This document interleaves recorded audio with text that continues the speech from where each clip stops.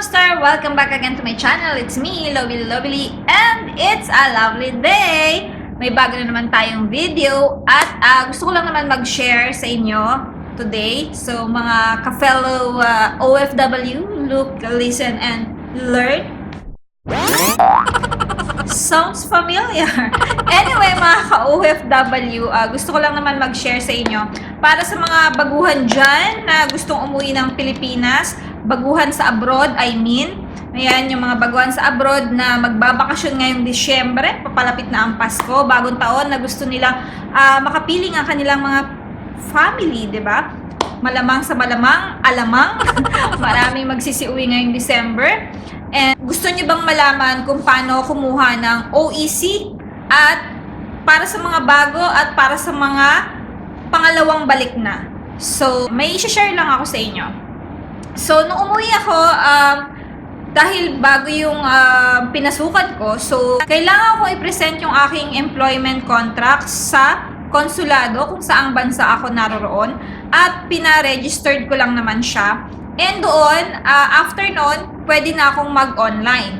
Sa online, ano ba yung pwede nyo mga gawin? Ayan. Kailangan nyo lang pasukin yung www.bmonline.ph at kung bago ka, mag-fill up ka muna doon ng inyong pangalan, address, telephone number, and yung passport nyo. Yun, may mga details kayo doon. Huwag nyo kalimutan yung inyong password. Tingnan sa susunod kung gusto nyo magbakasyon sa Pilipinas ulit. So, ganun lang kasimple, ganun lang kadali. At yung gusto ko lang i-share sa inyo mga ka-lobster kung paano kumuha ng OEC. At paano rin kumuha ng OEC exemption. So, para sa mga bago muna, para sa mga bago, kailangan nyo lang i-present yung inyong employment contract sa konsulado kung saang bansa kayo naroroon para ipa-register yan doon. So, magkakaroon kayo ng files sa BMOnline after nyo ipa-register yan. So, after nyo ipa-register yan, tsaka kayo magpapa-book online kung saan kayo pinakamalapit na kuhaan ng OEC sa Pilipinas, yung Overseas Employment Certificate. Ginagamit natin yon para sa pagbalik natin sa mga bansang pinagtatrabahuan natin para hindi na tayo singilin sa travel tax. So, pag pinakita natin yon, exempted na tayo, hindi na tayo magbabayad ng travel tax. Tip number 1 is kailangan mo pumunta sa consulate para ipa-register ito. At pag na-register na to, pwede ka nang pumasok sa online, which is www.bmonline.ph. Doon, kung bago ka, wala ka pang profile pictures, wala ka pang details, kailangan mo mag-fill up as new. As in, magpipill up ka ng pangalan mo, address mo, apelyido mo, contact number mo, passport number mo, yun. And kailangan mo rin ng email address at maglalagay ka rin ng password doon. Then, kapag nagawa mo na yan lahat at may schedule ka na rin sa Pilipinas kung kailan mo kukunin yung OEC mo, is makikita mo yun doon pag nag-login ka uli. Pag nag-login ka, makikita mo doon na nandun na yung OEC mo. Kapag nakuha mo na, automatic mapupunta yun doon sa website na yon sa bmonline.ph. At pwede mo na rin siyang i-print. Pagka-print mo, yun lang yung ipipresent mo sa immigration, ipapakita mo siya para hindi ka nasingilin sa travel tax. Then, yung sinabi kong tips na yun is para yun sa mga baguhan, meaning baguhan, yung mga baguhang nag-abroad at first time nilang magbabakasyon sa Pilipinas. So, ganon ang proseso. Para sa mga domestic helper is, I think, kailangan nila mag-provide ng, para sa mga domestic worker, kailangan nila ng valid polo, verified employment contract shall be presented. So, yun ang kailangan ng mga domestic helper na kailangan nila ipakita. Yun. And, at naman sa mga nakakuha na ng OEC before, nakapagbakasyon na sila, at babalik lang sila sa same employer nila, paano ba makakuha ng exemption? OEC exemptions. Napakadali lang. Sobrang dali lang. Sobrang dali lang mga kababayan, mga ka-OFW. Madaling-madali lang. Kasi papasukin mo lang yung same account mo, para ka na nagpe-Facebook. So, mag-enter ka uli ng email address mo kung ano yung ginamit mo before at yung password na ginamit mo before. May iba na nakakalimutan nila yung password nila, pwede nyo siyang i-forgot password at dapat yung email address na ilalagay nyo doon is active kasi doon mag-send ng email si BMOnline tungkol doon sa password mo pag kinlik mo yung forget password. May lalabas doon na ganito kahabang numero. Yan. Ika-copy-paste mo lang siya doon and then makakapasok ka na ulit doon sa iyong account. At doon mo na lang i-change password ulit. Then, after nun, makikita mo doon yung previous na OEC mo kung umuwi ka last year. And doon, eto, yan, ganyan yung magiging itsura niya. Yan, at ikiklik mo lang yung exemption kung nakauwi ka na last year at same employer lang ang pupuntahan mo. Okay? Diba? Madali lang. But, in my experience, medyo nag-error siya. Bakit? Dahil hindi ko napansin na nag-renew pala ako ng passport. So, nag-renew pala ako ng passport ko. So, kailangan pala i-edit mo siya. Actually, pwede nyo siyang i-edit. Kung nag-renew kayo ng passport, after nyo nung umuwi nung last year, tapos bumalik kayo, tapos nag-renew kayo ng passport, is kailangan yung baguhin yung information nyo dun sa personal data nyo. So, kailangan yung baguhin from the passport number and validity nung visa nyo. Baka nag-renew na rin kayo ng visa nyo. So, yung validity niya. Then, tingnan nyo din yung passport expiry. Yan, pinapalitan siya. Nakikita yan lahat sa personal data.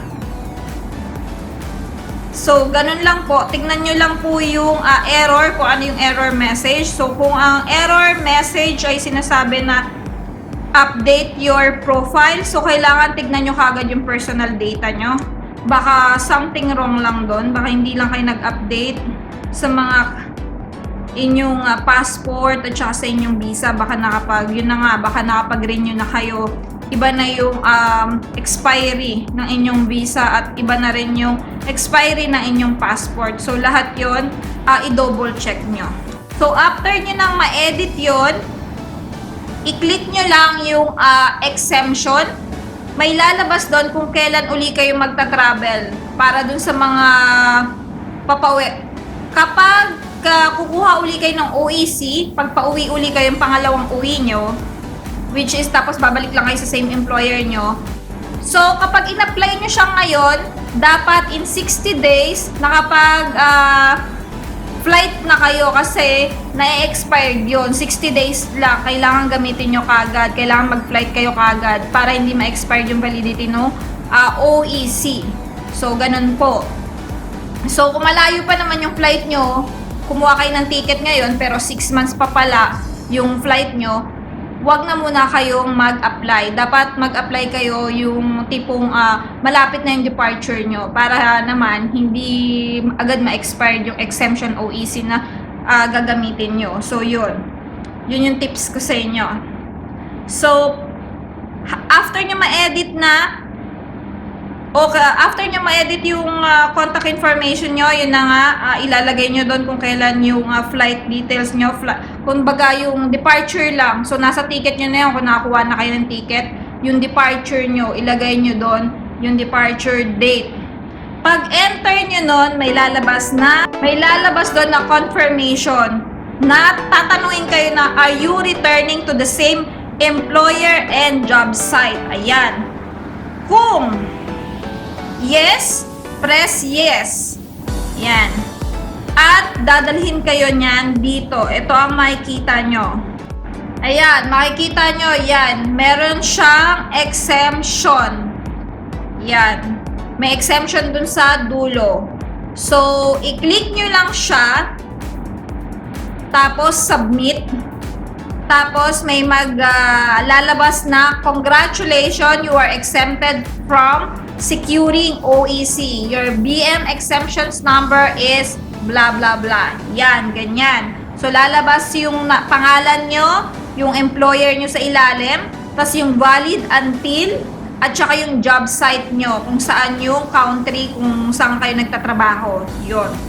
Then, meron dyan, basahin nyo, dahil pag nag-proceed kayo, pag meron na kayong OEC exemption, proceed directly to the airline counter. Kapag pabalik na kayo ng inyong bansang pupuntahan, dumiretso na kayo sa airline counter. Kailangan print screen nyo yan, o gusto nyo i-print nyo din yung papel na yan, yung exemption number na yan. Tapos proceed to immigration counter, present your passport, valid at least 6 months. Tignan nyo yung inyong validity na inyong mga passport. And date of departure, valid work visa. Tignan nyo yung mga working visa nyo kung valid to. Indicating your employer and job site. Tignan nyo maigi yung nakadikit doon na visa sa inyong passport. Tignan nyo kung nakasulat doon yung pangalan ng employer nyo. Okay? Dahil in case that your working visa does not indicate the name of your employer, you may present, kailangan nyo dalhin ng mga sumusunod. Eto, proof of employment stating your employer, kailangan nyo dalhin na talagang doon ka nagtatrabaho. Ano ba itong mga to? Kailangan may valid employment contract ka, so dalhin mo yung employment contract mo.